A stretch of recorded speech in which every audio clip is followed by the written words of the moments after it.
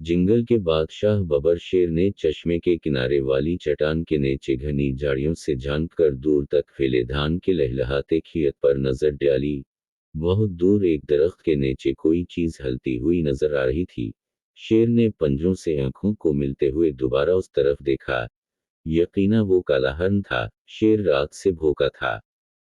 काले हरण के लजीज गोश्त के तस्वर ही से उसके मुंह में पानी आ गया और एक माहिर शिकारी की मानद झाड़ियों की आड़ लेते हुए उसने हरण की तरफ कदम बढ़ाए। दूसरी तरफ बांसों के झुंड में एक चैता भी हरण पर नजरें जमाए हुए था। भूख से उसके पेट में भी चूहे दौड़ रहे थे। चैते ने भी हरण की तरफ बढ़ना शुरू किया। हरण दोनों तरफ से बढ़ते हुए खतरों से बेखबर नरम नरम घास खाने में मशगूल था। कभी कभी वो अपनी बादाम जैसी आंखें घुमाकर इधर उधर देखता और फिर घास खाने लगता। जानवर खतरे की बू सूंघ लेते हैं।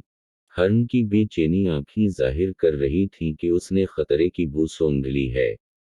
उसने कान खड़े करके गर्दन घुमाकर चश्मे की तरफ देखा जहां मैदान में दो रेछ के बच्चे खेल रहे थे। अभी हरण पहाड़ की तरफ रुख करने का सोच ही रहा था कि मशरिक और जुनूब से शेर और चैते ने झाड़ियों से छलांग लगाई और दोनों तीर की तरह हरण की तरफ लपके। हरण लंबी लंबी कलांची मारता हवा पहाड़ों की तरफ भागा। शेर और चैते की रफ्तार के मुकाबले में हरण की रफ्तार कम थी, लेकिन वो अपने हल्के और सुडौल जिस्म की वजह से उन दोनों को गचा देते हुए भाग रहा था। उस भाग दौड़ में उन तीनों ने मीलों का फासला तय कर लिया। आखिरकार हरण एक चट्टान पर चढ़ गया, जो इतनी ऊंची थी कि उस पर शेर और चैता नहीं चढ़ सकते थे। शेर और चैता चट्टान के नीचे ज़बान निकाले हान रहे थे और हरण को लिलचाई नजरों से देख रहे थे। जब सांसें दरसत हुई तो शेर ने कहा, ये मेरा शिकार है, पहले मैंने ताका था। चैते ने गुस्से से जवाब दिया, आप जंगल के बादशाह जरूर हैं, लेकिन ये जंगल है, इंसानों की दुनिया नहीं कि बादशाह जो चाहे करे। जानवर अपने हक़ों की हिफाजत करना खूब जानते हैं। ये मेरा शिकार है। शेर दहाड़ा, इंसान हो या जानवर, जिसकी लाठी उसकी भींस का कानून हर जगह चलता है, मैं तुमसे ज्यादा ताकतवर हूं। शेर और चैते की तकरार सुनकर हरण ने इत्मीनान का सांस लिया और कहा, मेरे मोहतरम बादशाह हो, ये मेरी खुशनसीबी होगी कि मैं आप जैसे शाही खानदान के अफराद की गज़ा बनूं। लेकिन पहले आप दोनों तय कर लें कि आप में से कौन मेरा लजीज गोश्त नोश फरमाएगा। शेर और चैता दोबारा तकरार करने लगे। इसी दौरान अधर से एक गधे का गुजर हुआ तो हरण ने झट से मशवरा दिया, मेरे ख्याल से आप दोनों उस सिलसिले में गधे साहब से मशवरा ले लें, कि उनके मशवरा देने के लिए अक्लमंद होना जरूरी नहीं। शेर ने कहा, चलो मुझे मंजूर है। वक्त पड़ने पर गधे को भी बाप बनाना पड़ता है।